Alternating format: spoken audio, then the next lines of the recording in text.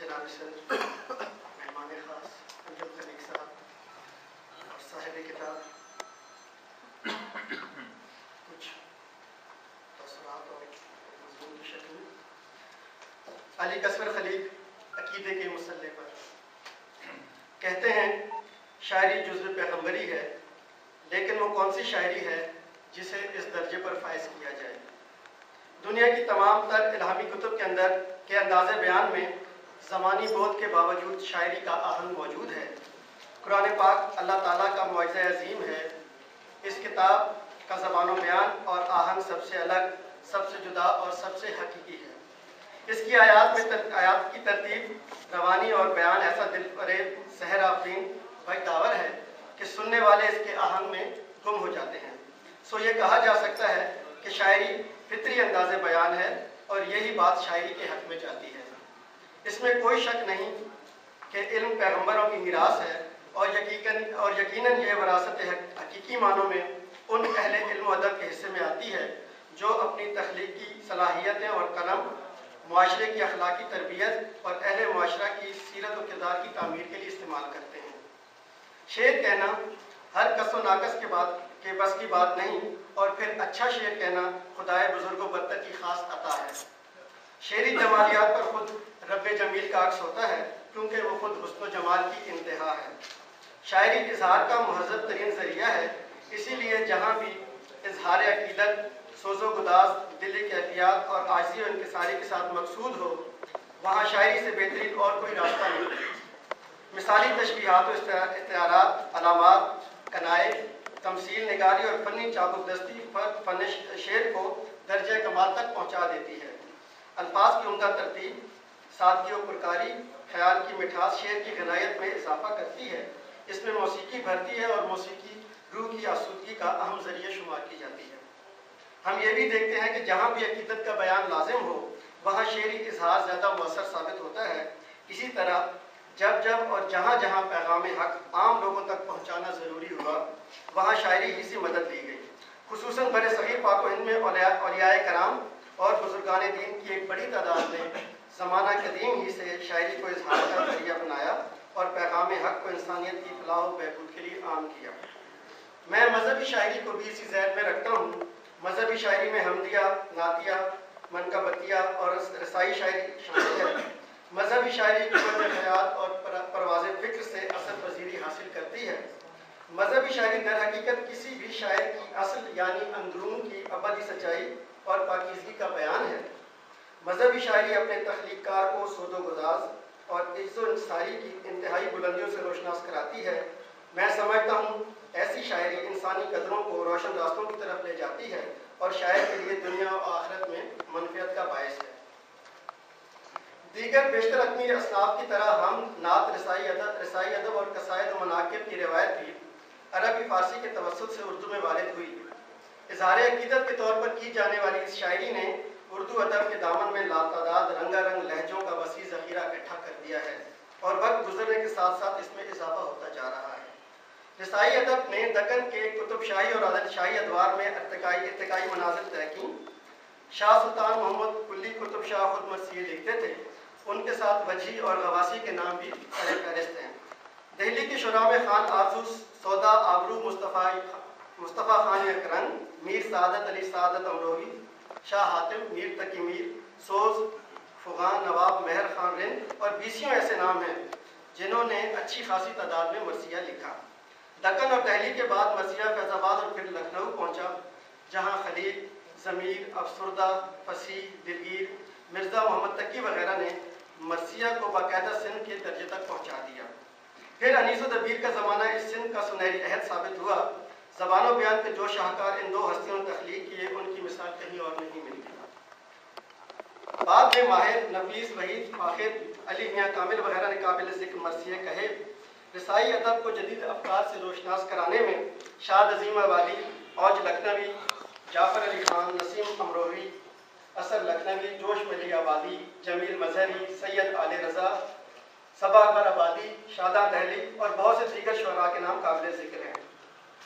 ترقی پسند تحریک کے زیر اثر جہاں اردو ادب میں دیگر نثری و نظمی تخلیقات نے اپنے لیے جدید اور نئے رجحانات کا تعین کیا، وہاں واقعہ کربلا کے تناظر میں پیش کی جانے والی عزائی شاعری اور سلام نگاری میں بھی جدید تخلیقی رویے نئے امکانات کے ساتھ داخل ہونے لگے۔ ان جدید اور فنی اور فکری سطح پر ہونے والے تجربات نے رسائی شاعری کو نئی شکل میں پیش کیا۔ قیام پاکستان کے بعد شعراء نے عزائی ادب میں قابل قدر نئے اور کامیاب تخلیقی تجربات کیے۔ بھرپور لفظیات، معنیات، تشبیہات اور استعارات کا استعمال، فنی رموز سے آشنائی اور قادر الکلامی جیسی تخلیقی صلاحیتوں سے مالا مال ان شعراء نے عزائی ادب کو فنی و فکری ہر دو سطح پر بلندیوں سے ہم آہنگ کیا۔ نئے مضامین کی شمولیت نے عزائی شاعری اور سلام نگاری کو نئی جہتوں اور تخلیقی عمل کے زیر اثر انوکھے اور نئے مناظر تشکیل کرنے میں مدد دی۔ فنی اور فکری حوالوں نے تازہ دم قوتوں کے ساتھ انہیں انوکھی اختراعی صلاحیت سے روشناس کیا۔ فکری زمینوں سے پھوٹنے والے چشموں کو نئی سمت دکھائی، ناز و خیالی کے نئے پیکر تراشے جانے لگے، لفظیات نے نئی معنیات کو جنم دیا، خیال کی ماورائی قوت نئے آفاق پر کمندیں ڈالنے لگی۔ شہدائے کربلا کا بے مثال عملی کردار، ان کے دائمی نظریات کا ذکر، ابدی اور دائمی صداقتوں کا بیان، ناز و خیالی سے ہم آہنگ ہو کر اثر پذیری کی حدوں کو چھونے لگا۔ وقت گزرنے کے ساتھ ساتھ واقعہ کربلا استعاراتی سطح پر اس قدر وسعت پذیر ہوا کہ لکھنے والے اس کی بے قراری ہی میں کھو کر رہ گئے اور ہلکا خیال اس کے لیے کم محسوس ہونے لگا۔ لفظ کربلا اپنے اندر بے پناہ معنی وسعت لیے ہوئے ہے۔ کربلا حق و صداقت کی علامت اور جرأت و استقامت کا استعارہ ہے۔ کربلا باطل قوتوں کے مقابل عزم و استقلال کے ساتھ ڈٹ جانے کا نام ہے۔ کردار حسینی صدائے حق کی بلندی اور انسانیت کی رہنمائی کا سرچشمہ ہے۔ واقعہ کربلا کی یہ وسعت پذیری تاحال جاری ہے اور آئندہ زمانے بھی اس کو نت نئے اور اچھوتے معنوی تناظر میں دیکھتے رہیں گے۔ اہل بیت اور شہدائے کربلا کی شان میں کی گئی شاعری تابندہ سے تابندہ تر ہوتی جائے گی۔ عہد موجود میں بھی اردو رسائی شاعری نئی اور تازہ دم تخلیقی توانائیوں سے تشکیل کرتے ہوئے نئی جہتوں کی طرف گامزن ہے۔ شعراء کی ایک بڑی تعداد اس سلسلے میں اپنا اپنا حصہ ڈال رہی ہے۔ علی کسور خلیق بھی اسی خوشبخت قافلے میں شامل ہے اور اس کا اولین شعری مجموعہ عقیدے کے مسئلے پر ہمارے پیش نظر ہے۔ ایک ہم، دو نعوت پاک، 35 مناقب مولا علی کشا، 31 سلام، 10 نوحے، 12 مسدس نظمیں اور کم و بیش 7 قطعات و ربیعات اور فردیات 234 صفحات پر پھیلے اس مجموعے کا فنی و فکری اثاثہ ہیں۔ اس سے بڑی خوش بختی اور کیا ہو سکتی ہے کہ وہ سلطنت سخن میں اس سعادت کے ساتھ داخل ہو رہا ہے کہ اس نے کسی اور شعری صنف کی بجائے اپنے لیے سلام و مناقب کو شناخت کا اولین حوالہ بنایا۔ اس نے اپنے تخلیقی سفر کا آغاز فکر محمد و آل محمد کی روشنی میں کیا۔ میں اسے اس باسعادت سفر کے آغاز پر دلی مبارکباد پیش کرتا ہوں اور اس کی فکری فنی آسودگی کے لیے دعا گو۔ شاعری علی کسور کا خاندانی ورثہ ہے۔ اس نے جس ماحول میں پرورش پائی، مذہبی شاعری فطری طور پر اس کے خمیر میں شامل ہے اور وہ خانوادہ خلیق کی مذہبی، علمی، فکری اور تخلیقی روایات کو آگے بڑھاتے ہوئے اپنے لیے ایک الگ شناخت کے اصول میں مصروف عمل ہے۔ علی کسور نے رسائی ادب کی مروجہ اصناف کو نئے تخلیقی بہاؤ کے تسلسل میں آگے بڑھایا ہے اور اسے اپنے گھرانے کی اعلیٰ روایت کا ادراک ہے، جس کا اظہار اس نے اس طرح کیا: یہ شاعروں کا تسلسل، یہ خاندان میرا، خلیق و انجم و خرم اور اب علی کسور۔ عشق خلوص نیت، سچی لگن، طہارت اور پاکیزہ جذبوں کا عمل ہے جس کے لیے مسلسل ریاضت، لگن اور انتھک کوشش کی ضرورت ہوتی ہے۔ یہی عشق اپنی انتہائی منزل پر عقیدت کا روپ دھار لیتا ہے، جہاں ذکر معشوق عاشق کے لیے عبادت کا درجہ رکھتا ہے اور عاشق عالم استغراق میں اس عبادت کو اپنی روح کا حصہ بناتے ہوئے نماز عشق کی نیت کرتا ہے۔ ایسے میں اگر نماز عشق کی ادائیگی کے لیے عقیدے کا مسلح عطا ہو جائے تو عاشق کو اور کیا چاہیے؟ یہ حقیقت ہے کہ شہر علم تک رسائی کے لیے باب علم پر دستک دینا لازم ہے۔ بے شک اہل بیت سے عقیدت، سرکار دو عالم سے محبت ہے اور آقائے نامدار کی محبت معرفت الہی تک لے جاتی ہے۔ اس حقیقت کا ادراک ہو جائے تو سفر آسان ہو جاتا ہے۔ علی کسور اسی سفر پر گامزن ہے۔ عقیدت، شکر گزاری اور مودت کے رنگ میں رنگے ہوئے حمدیہ، نعت اور سلام کے یہ اشعار دیکھیے: یہ بھلا بات اختیاری ہے، سانس لیتا ہوں شکر باری ہے، नात में अकीदत का रंग देखिए।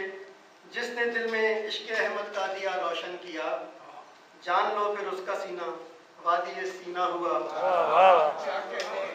जिसने दिल में इश्क अहमद का दिया रोशन किया, जान लो फिर उसका सीना वादी सीना हुआ।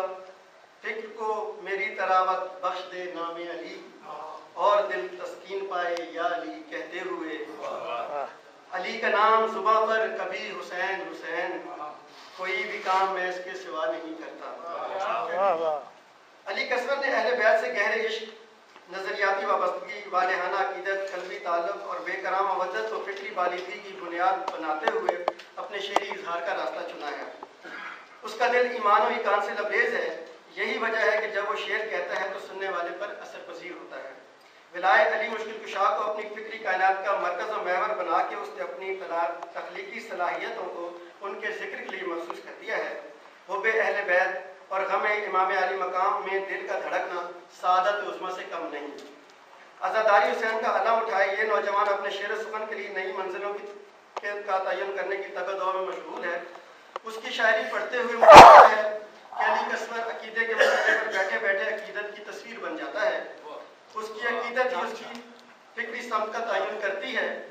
यही अकीदत उसके लिए रूहानियत की मंजिल आसान करती जा रही है। उसका अकीदा यकीन पर इस्तादा है, और यकीन भी ऐसा कि जिसमें किसी रखने की गुंजाइश नहीं। यकीन वो अमल है जो इंसान के किरदार और शख्सियत की तामीर करता है, इंसान के अंदर एक ऐसी रोशनी फैलाता है जो उसे अबदी नूर तक ले जाती है, अकीदे की पुख्तगी ईमान को पुख्ता कर करती है। एक हसास शायर के तौर पर अली कसवर अपनी ज़ाहिरी और बातनी आँख खुली और अपने फिक्र और एहसास को मुतहरिक रखे हुए है। अपने गिरदो पेश पर उसकी गहरी नज़र है। ज़िंदगी के लम्हा बदलते रूप उसके सामने हैं। उसने अपनी शायरी में मुआशरे की खूबसूरतियों का जिक्र भी खुले अल्फाज में किया। एक शायर का ख्वाब एक खूबसूरत मुआशरे की तश्कील होता है, ऐसा मुआशरा जो आला इंसानी इक़दार का हामिल हो, जहाँ के रहने वाले अपने कौलो अमल में यकसां और मामलात में रास्त हों। वो दुनिया को हर बुराई से पाक देखने का मुतमन्नी होता है। ऐसा ही ख्वाब अली कसवर की शायराना आँख में भी बसा हुआ है, जिसकी तकमील उसके आदर्श से जुड़ी हुई है। मगर क्या किया जाए कि दुनिया हमारे ख्वाब से बहुत मुख्तलिफ होती है। जहाँ जहाँ उसने मुनाफिकीन और मुकस्सरीन के चेहरे से नकाब उतारी, वहाँ वहाँ उसके लहजे की बुलंद आहंगी उसकी ईमानी ताकत का राज खोलती नजर आती है। उसके लहजे की बेबाकी पर हरगोई का तड़का उसके सुखन का जायका दो आतिशा कर देता है।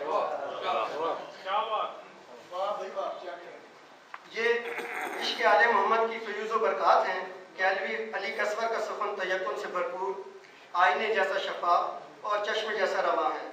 उसका मिसरा इत्तेमाद के तारों से बुना हुआ है। उसके लहजे में कोई झिझक और कोई खौफ नज़र नहीं आता। हक को हक कहना उसका वतीरा है। यही वजह है कि राह सुखन पर चलते हुए उसके कदम डगमगाते नहीं, बल्कि उसके शेरी सफ़र को सुबुक रफ्तार किए रखते हैं। फ़नी तकाज़ों पर उसकी गिरफ्त उसके शेरी महासन में इजाफा करती है। ज़बान व बयान की सादगी उसकी शायरी को हर एक के लिए काबिल कबूल बनाती है, और उसका कारी किसी मुबहम फिक्री और फ़नी मंजर में भटकने के बजाय अज़ली सदाकतों के उजाले में उसके साथ साथ चलता है। उसका कलम भरपूर अकीदत और मोतबर एहसास से रवां दवां है। ज़बान की सेहत और लफ्ज़ की तहारत पर उसकी गहरी नज़र है। यही सबब है कि वो अपने हम असर और अपने हम शुरा से कोसों आगे है।